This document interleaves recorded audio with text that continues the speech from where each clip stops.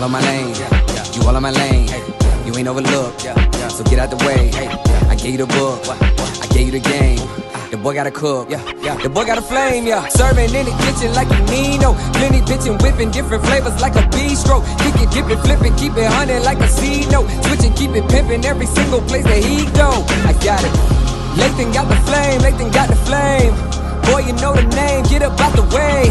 Lathan got the flame, Lathan got the flame. Stay up out the kitchen if you ain't the one that's whipping, huh? Hey, yo, Lathan, man, cook them boys up something real quick, man. What's going on, Bistro family, and welcome back to my channel. Now today we got the most amazing turnip green recipe. Now this recipe was simply inspired by Divas Can Cook. She has the best turnip green recipe ever, and this is just my little take on it. So this video is to pay homage to her and just to give her a shout out. But the first thing you want to do is get you a red bell pepper and dice it. And after you get that bell pepper diced, you're going to get a yellow onion. And I just did half of this whole yellow onion. But you can do the whole onion if you like. But I did half of the yellow onion. So I diced the whole red bell pepper and then half of a yellow onion. And that's pretty much going to be our deliciousness for these turnip greens. And these greens are kind of mixed as well. It got a couple mustard greens in there. Got some collard greens, so just use whatever you have, but the majority of it, or the bulk of these greens, are turnip greens, so that's why I'm calling it turnip greens. But it's a variety of greens in these greens. Just use what you can use. And then we got a clove of elephant garlic. If you know anything about me and elephant garlic, you know that's my junk. So go ahead and get that diced down, and then we got our turnip greens, and we're going to cut this up, and then we're going to wash them. So go ahead and cut the turnip greens to your desired likeness.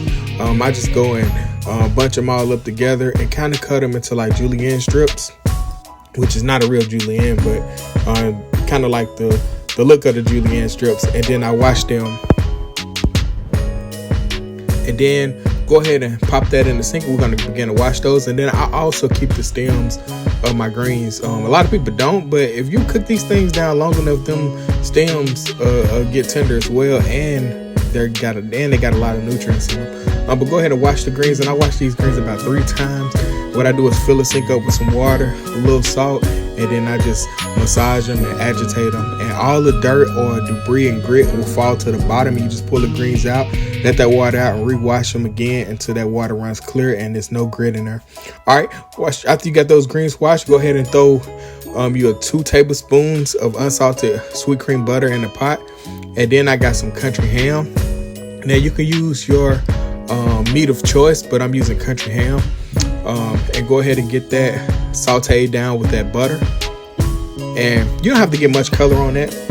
You just want to cook it just a little bit, and then you go ahead and add your onions and your bell peppers. And we put that country ham in that butter first to bring out some of that umami, and let that country ham also flavor that butter, get that butter a higher smoke point. And then what it's going to do through osmosis is just coat that peppers and onions and make them smoky as well with the country ham. So that's why I did it that way.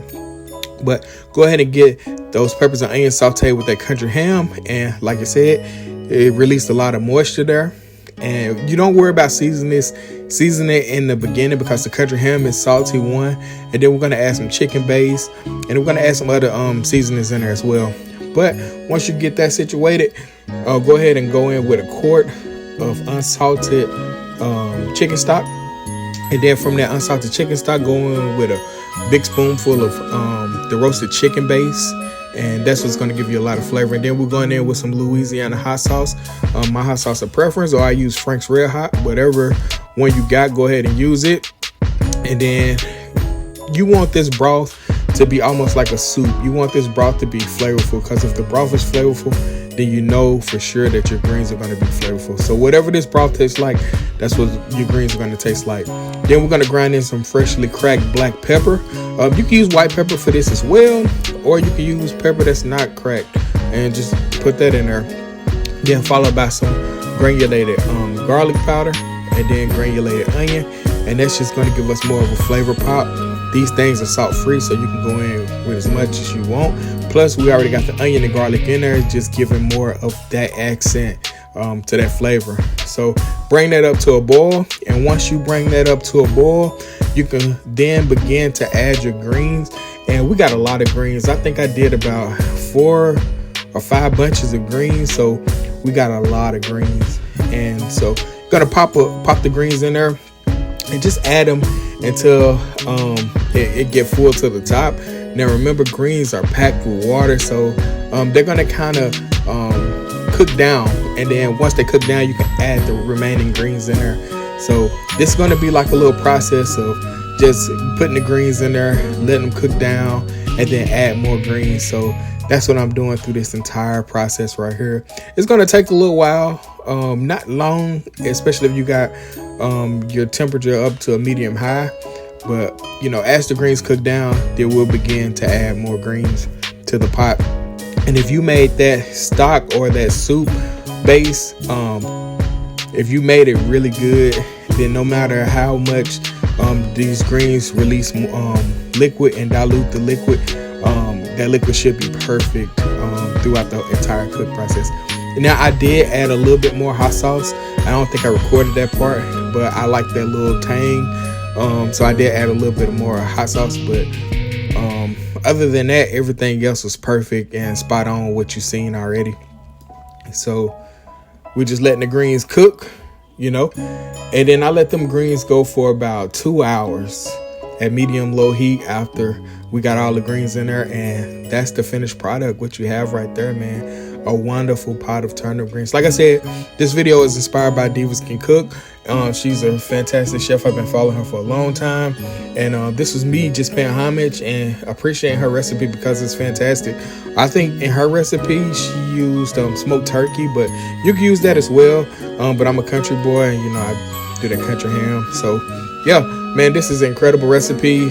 Shout out to her. And this is just my take on her recipe. Like I said, I want to give her all the credit because this is her recipe. And it was just me taking notes and paying homage to her, man. Great recipe, great greens.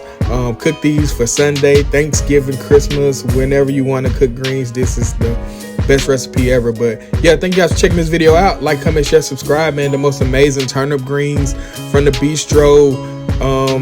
Thank you guys, man, for always tuning in, man. You guys are awesome. I'll catch you on the flip side. I'm out.